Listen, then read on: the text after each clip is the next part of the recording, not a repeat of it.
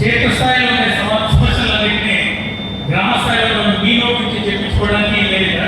నేను తక్కువ మాట్లాడాలి, మీరు ఎక్కువ మాట్లాడాలి. ఎందుకంటే అప్పుడే సమస్యలు మార్పు వస్తాయి. వాటి జిల్లా లెవెల్ మీద చర్చించి ప్రాధాన్యత వాటి రాష్ట్ర స్థాయిలో చర్చించడానికే మహానాడు ముఖ్య ఉద్దేశం. సో ఆ విధంగా ప్రొఫెషనల్గా వర్క్ చేసేది పార్టీ దానికి ఇది మహానాడు ప్రదేశం. సో డిక్లరేషన్ సంబంధించిన సమావేశం కాబట్టి అన్నగారికి కదిరిపట్నంకి సంబంధించి అండర్ గ్రౌండ్ డ్రైనేజ్ సింహస్వరంగా రేణి పగలు వాళ్ళ గుండెల్లో వేడు పట్టిస్తున్న నాయకులు మన కదిరి ఎమ్మెల్యే మన సహోదరులు కందికొండ వెంకటప్రసాద్ గారు. అదేవిధంగా ఈ మినీ మహానాడుకి ముఖ్య అతిథిగా వచ్చేసిన మన జిల్లా అధ్యక్షులు అంజనా నాయుడు గారు, అదేవిధంగా పరిశీలనలో వచ్చిన వహీద్ గారు, అదేవిధంగా మన రాష్ట్ర కార్యనిర్వాహక కార్యదర్శి పవన్ కుమార్ రెడ్డి గారు, అదేవిధంగా వేదిక పైన కూర్చున్న మన సహోదరులు సహోదరిమణులు, వేదిక ముందర కూర్చున్న మన తెలుగుదేశం పార్టీ కుటుంబ సభ్యులు, మా సహోదరులు సహోదరిమణులు, అదేవిధంగా పత్రికా వేదికలు అందరికీ పేరు నమస్కారాలు తెలియజేస్తున్నాను. ఒక విషయం ఏమంటే ఆనాడు తెలుగుదేశం పార్టీ రాక మునుపు ఒకే పార్టీ సుదీర్ఘకాలంగా పరిపాలించి ఆ రోజు ఉపాధి లేకుండా అదేవిధంగా వాళ్ళు తిండి లేక అల్లాడుతున్నప్పుడు, అదేవిధంగా తెలుగువారి ఆత్మగౌరవాన్ని నీళ్ళు తాకట్టు పెట్టినప్పుడు మన ఆత్మవారి గౌరవాన్ని కాపాడుకోవాలని చెప్పేసి మన అన్నగారు స్వర్గీయ నందమూరి తారక రామారావు గారు ఆ రోజు తెలుగుదేశం పార్టీ స్థాపించడం జరిగింది. అదేవిధంగా ఆ రోజు రాజకీయ పరిణామం ఎవరికి లేదు.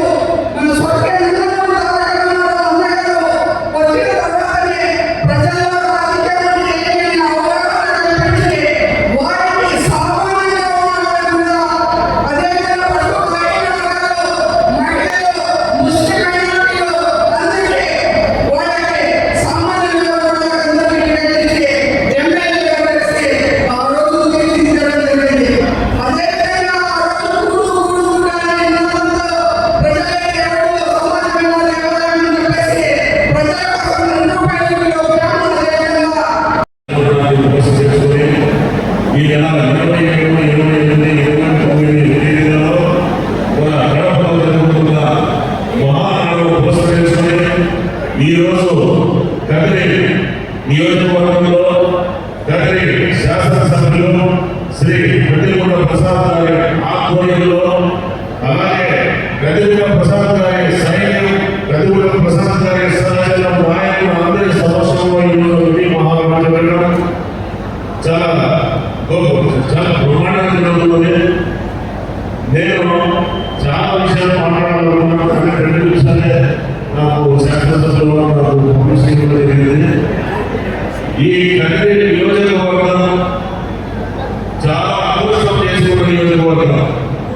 నేను కదిరి పరిశీలనగా రావడం కూడా నాకు చాలా అదృష్టంగా నేను భావిస్తున్నాను.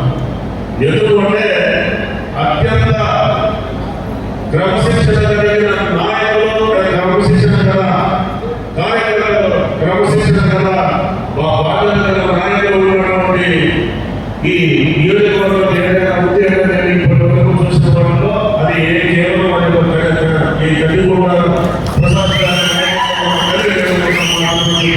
చేసుకుంటున్నా.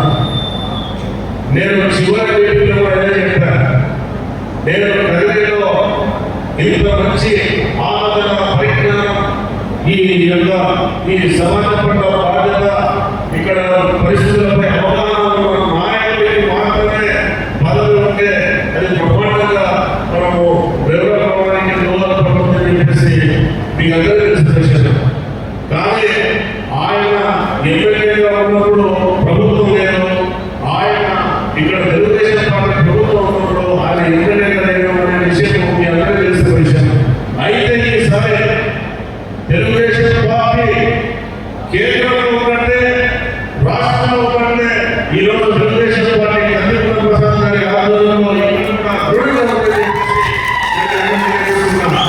ఇక్కడ చూసుకొని దాదాపు నాకు వచ్చే తెలిసిన తర్వాత అన్నాడు చాలా మోటివేట్ చేస్తుంది. అన్నయ్య తెచ్చకపోయిన మా పరిస్థితి ఇక్కడ కన్యకున్న ప్రసాద్ గారు